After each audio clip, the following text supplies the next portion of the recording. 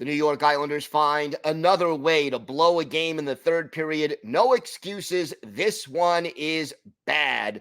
We'll break it all down for you and describe what this team needs to do to get back on track, and major changes need to be made. All that and more on today's Locked On Islanders podcast. Your Locked On Islanders, your daily podcast on the New York Islanders. Part of the Locked On Podcast Network, your team every day.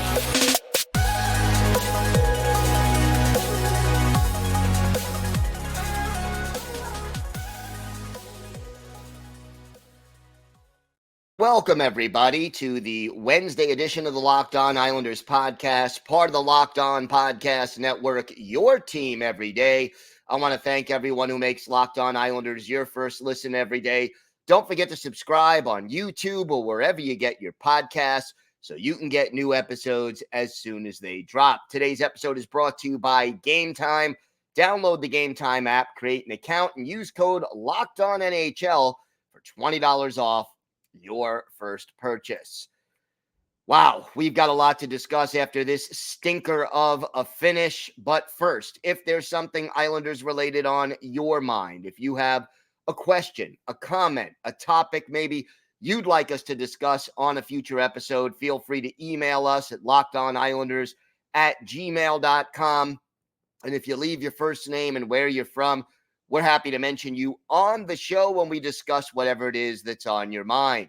You can also follow the show on X, formerly Twitter, at Locked On Isles. And you can follow me, Gil Martin, on X, formerly Twitter, at Ice Wars, NYR, VSNYI. We are live tweeting during every Islanders home and road game. So join me for some instant insight and analysis, and we'll keep you up to date on all things Isles all season long. I am almost at a loss for words. Just when you thought this team had some things figured out, just when you thought it couldn't get any worse, the New York Islanders lose a 4-1 third period lead at home against the team with the worst record in the National Hockey League. 4-1, you're up 3 goals at home to a struggling team that, is fully in a rebuilding mode. And you let it slip away. With 7.5 minutes left in the game, the New York Islanders, according to Yahoo Sports, had a 96.4% chance of winning, and then that went up to 97.4, and then it just slipped away. You cannot do this. You cannot give up 3 goals in the third period and then a goal with 5 seconds left in overtime against a team that is in full rebuild mode when you need the 2 points. And credit to the San Jose Sharks and to Capo Kakinen, who made 33 saves to earn the W. He played well. He made a lot of saves. Tomas Hertl had a hat trick. But you know what? There is something fundamentally wrong with the way this Islanders team approaches the game when they've got a lead. And it has to change immediately before this season slips away. And there's just the Islanders stop skating. They stop trying to advance the puck. They don't play well in their own zone. You need to keep it simple when you have a 3-goal lead. You don't need to be fancy. You don't need to go into a shell, but you don't want to do anything stupid or crazy. And, keep it simple, stupid. The old KISS theory. Get the puck out of the zone. Forecheck when you need to forecheck. For all means, back check. Get those rebounds freeze the puck if you need to freeze the puck and make the safe play to get out of the zone. This team did none of it. And look, this game tonight or last night's game, it would have been bad, okay, if it just happened in a vacuum. If this was the first or second game that the Islanders blew in the third period out of their 24 games played this year, you could sit back and say, yeah, okay, this was a terrible performance, but we can live with it, right? I mean, it's more than that. It is more than that. In roughly half of the 24 games this team has played this season, they have given up a third period lead. And again, the thing that really frustrates me is that before this season started, the New York Islanders were considered a defense-first team.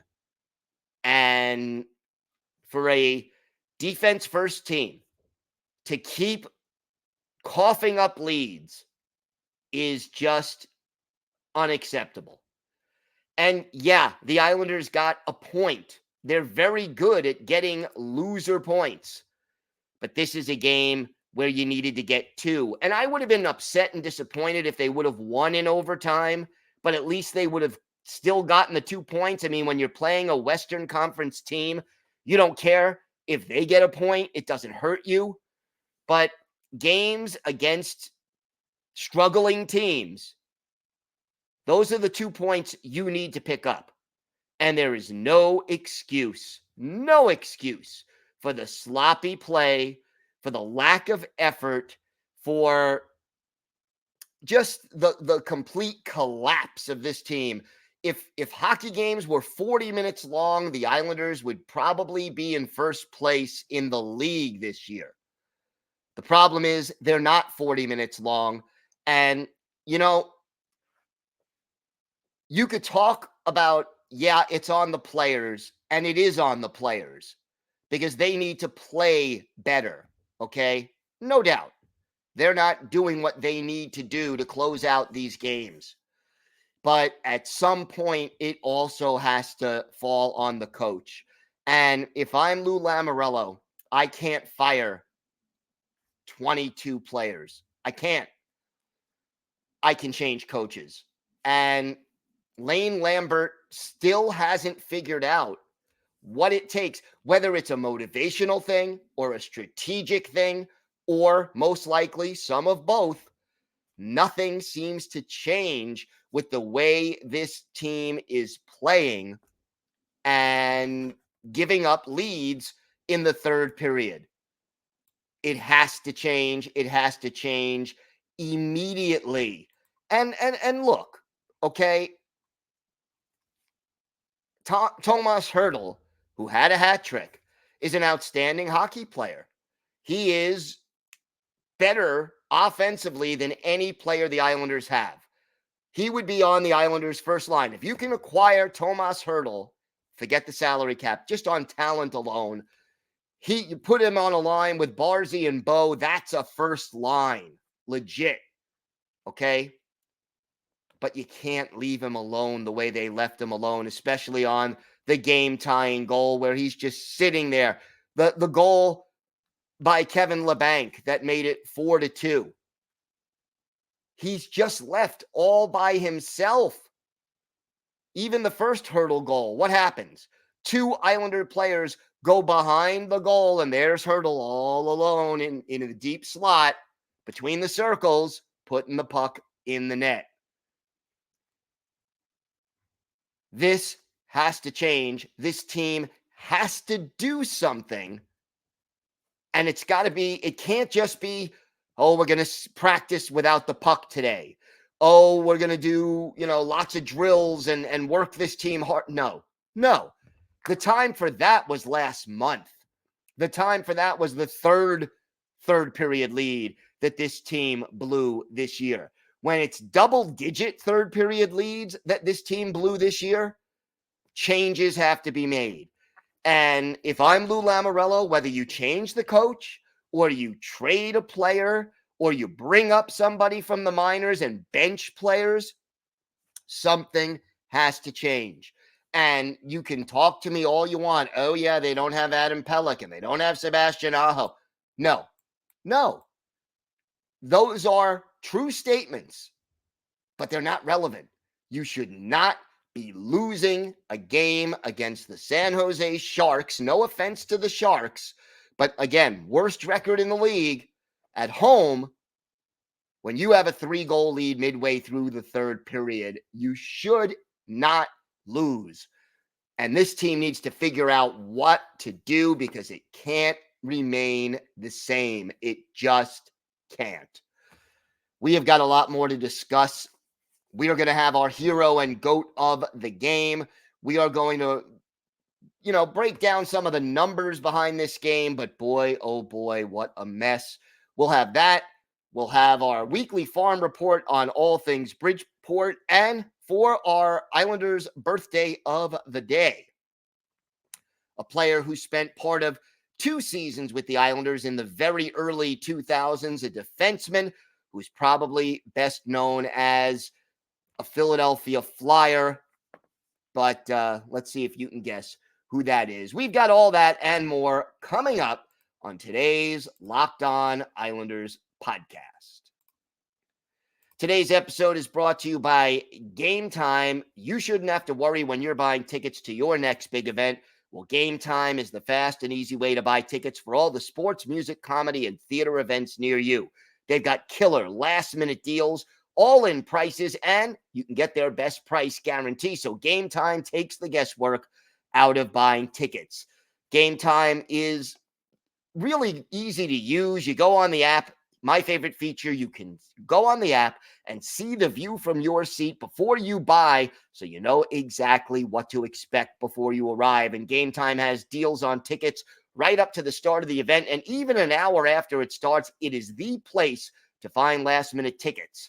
So take the guesswork out of buying tickets with Game Time. Download the Game Time app, create an account, and use code LOCKEDONNHL. You'll get $20 off your first purchase. Terms apply. Again, create an account and redeem code LOCKEDONNHL for $20 off. Download Game Time today. Last-minute tickets, lowest prices guaranteed. Today's episode is also brought to you by FanDuel. As the weather gets colder, the NFL offers stay hot on FanDuel. Right now, new customers can get $150 in bonus bets with any winning $5 money line bet. That's $150 if your team wins. If you've been thinking about joining FanDuel, there's no better time to get in on the action. The app is so easy to use. There's a wide range of betting options like spreads, player props, over-unders, and more. And look, it's not just the NFL. College bowl season coming up, the NBA, college basketball, and of course the NHL. Go check out the odds for the Islanders for the rest of the last 5 games of this 6-game homestand. You can go visit FanDuel.com/LockedOn and kick off the NFL season. FanDuel.com/LockedOn. FanDuel, official partner of the NFL. Locked On has launched the first ever national sports 24/7 streaming channel on YouTube. Locked On Sports Today is here for you 24/7. Covering the top sports stories of the day with the local experts of Locked On, plus our national shows covering every league, including the NHL. Go to Locked On Sports Today on YouTube and subscribe to the first ever national sports 24/7 streaming channel. Hero and GOAT of the day. And I am going to do a hero and a GOAT. I am.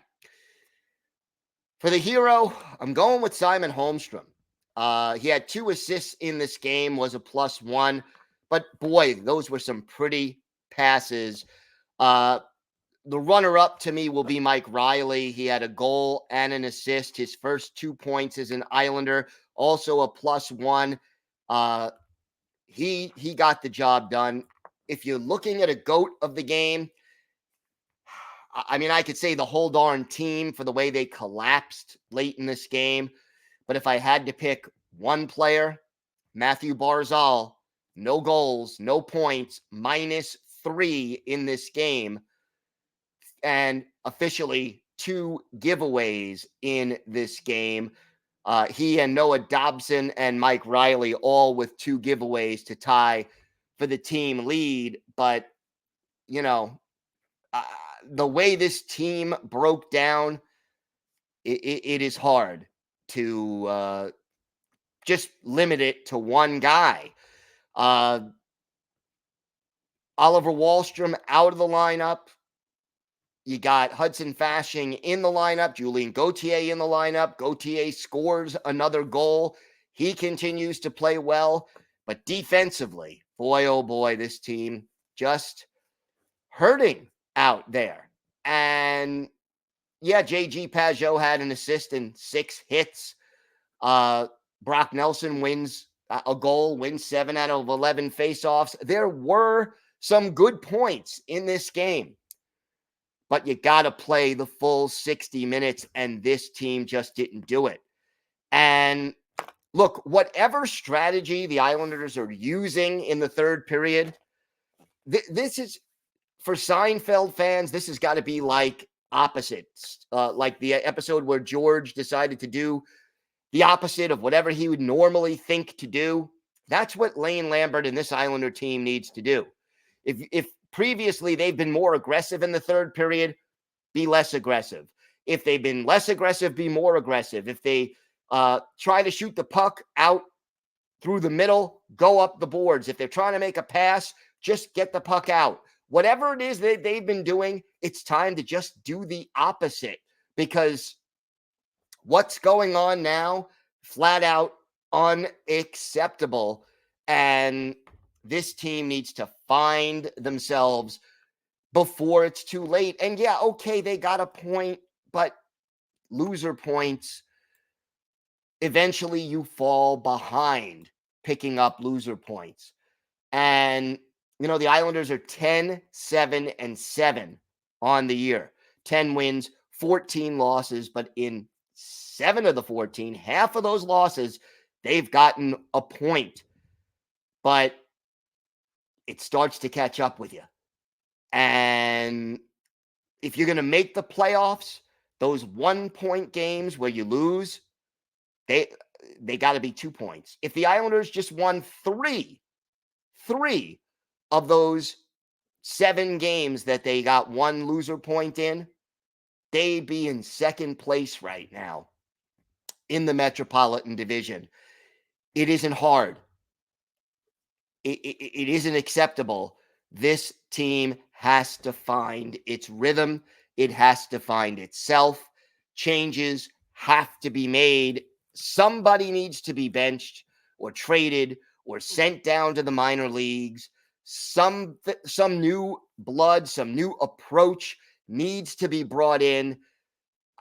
I just don't understand why this team that is known for its defense, that struggles offensively, historically speaking, still coming into this game was 28th in the league in goals scored, can't finish a hockey game.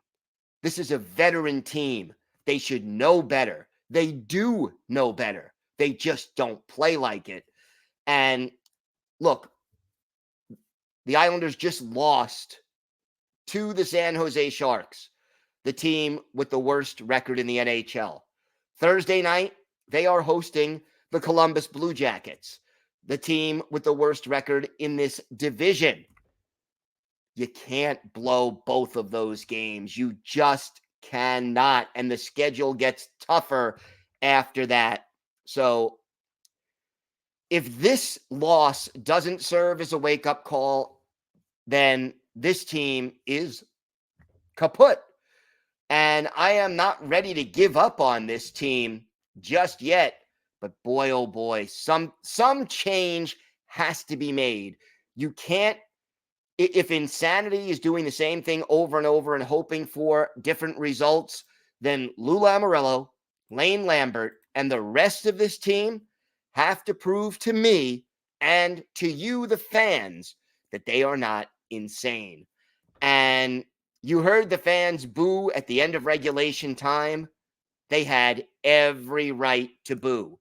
And the boos rained down again at the end of the game. And, Casey Cizikas could say whatever he wants about whatever the fans want to chant or what have you. But you want to know the best way to shut the fans up? Stop blowing leads. It isn't about the fans. It is about what is happening on the ice. And, the fans go there because they want to see the Islanders win. You're not going to win every game, but you can't lose like this. And it's just happened too often. All right, we have got more to get to on today's show. We will have our weekly farm report on all things Bridgeport Islanders, plus our Islanders birthday of the day. All that and more on today's Locked On Islanders podcast. Today's episode is brought to you by Indeed. When you're drafting your fantasy team, do you ever wish you could do the same thing with your business team? Well, if you're building a roster to win the league, you need Indeed. Indeed is the hiring platform where you can attract, interview, and hire all in one place. Don't spend hours on multiple job sites looking for candidates with the right skills when you can do it all with Indeed. Find top talent fast with Indeed's suite of powerful hiring tools like Indeed Instant Match, assessments, and virtual interviews. Hate waiting? Indeed's U.S. data shows over 80% of Indeed employers find quality candidates whose resume on Indeed matches their job description the moment they sponsor a job. Indeed knows when you're growing your own business, you have to make every dollar count. That's why with Indeed, you only pay for quality applications that match your must-have job requirements. Visit Indeed.com/lockedon to start hiring now. Just go to Indeed.com/lockedon, Indeed.com/lockedon. Terms and conditions apply. Cost per application pricing not available for everyone. Need to hire? You need Indeed. Locked On has launched the first ever national sports 24/7 streaming channel on YouTube. Locked On Sports Today is here for you 24/7, covering the top sports stories of the day with the local experts of Locked On, plus our national shows covering every league. Go to Locked On Sports Today on YouTube and subscribe to the first ever national sports 24/7 streaming channel.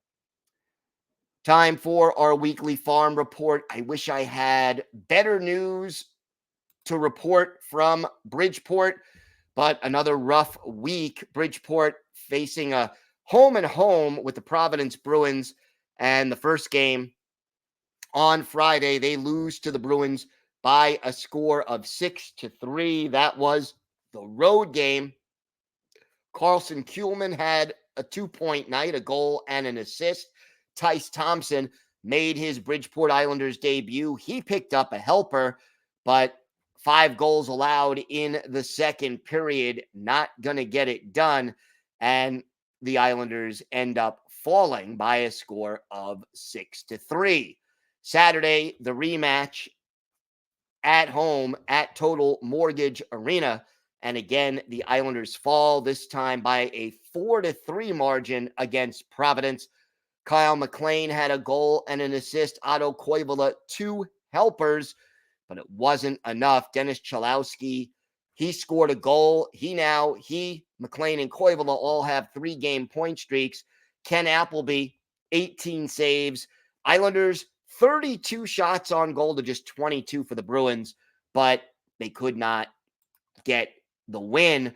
So you look at the standings as of now, Bridgeport in 8th place in the Atlantic Division, 6-13-1. They are 7 points behind the 7th place Charlotte Checkers.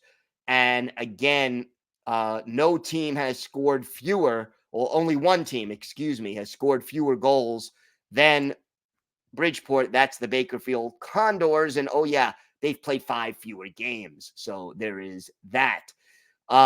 Meanwhile, as far as the scoring leaders, Ruslan Ishkakov, 16 points in 20 games, 7 goals leads the team. Dennis Chalowski leads the team with 11 assists. He's second in points with 13.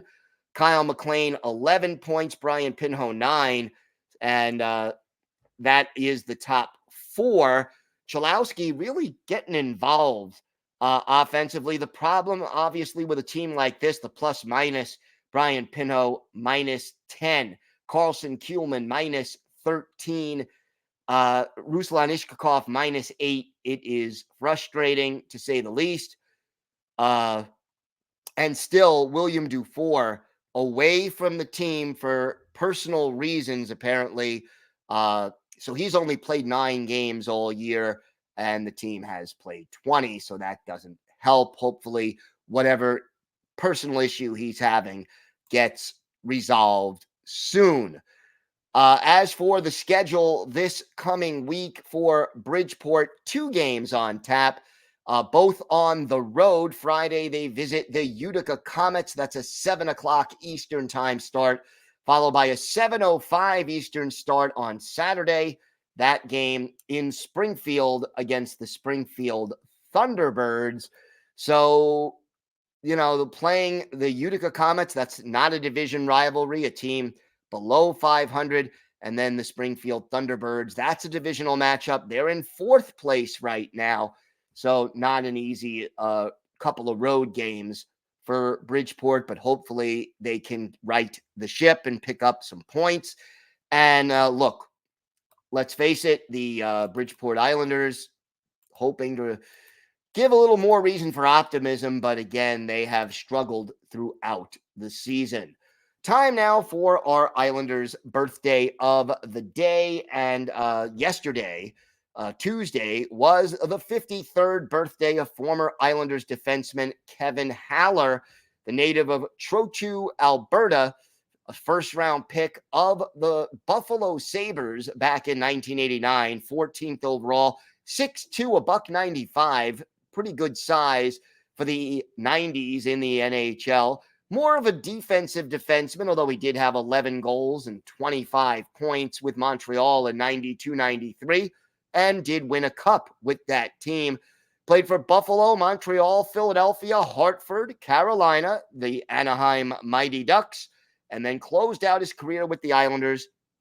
Played 31 games with the Isles in 2001, 1 game rather in 2001-2002, had 1 goal, 6 points, 56 penalty minutes, and was a +4 with the Islanders. His best game, November 27th, 2000, at the old barn, the Nassau Coliseum.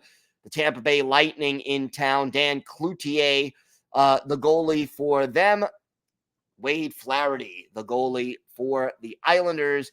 And in this game, Kevin Haller, a goal and an assist. He had 2 shots on goal, played almost 19 minutes, and was a +2 in this game as the Islanders beat the Tampa Bay Lightning by a final score of 7-4. Haller earning an assist on a goal by Dave Scatchard in the closing seconds of the first period. He scored his goal 5.5 minutes earlier than that. Claude Lapointe and Tim Connolly getting the assists in that one. Wade Flaherty, 15 saves to get the win. John Van Beesbrook played the third period and gave up only 1 goal, but the Islanders get a 7-4 win over the Tampa Bay Lightning with a 2-point game for Kevin Haller. Kevin Haller, only briefly an Islander, he is our Islanders' birthday of the day. I want to thank you again for making Locked On Islanders your first listen every day, everydayers. Tomorrow on the show, we will preview the Islanders game against the Columbus Blue Jackets. Plus, hopefully, we'll have some good news on Sebastian Aho, and we'll see if this team has any kind of reaction to the embarrassing loss they had against San Jose on Tuesday night. This one just is not acceptable. And, sometimes it's not just that you lose, it's how you lose. And too many times this year, how the Islanders have lost has been embarrassing, unacceptable, and quite honestly, not the way a good team plays. Hang in there, fans. We will get through this together. Have a great day and stay safe. And of course, let's go Islanders.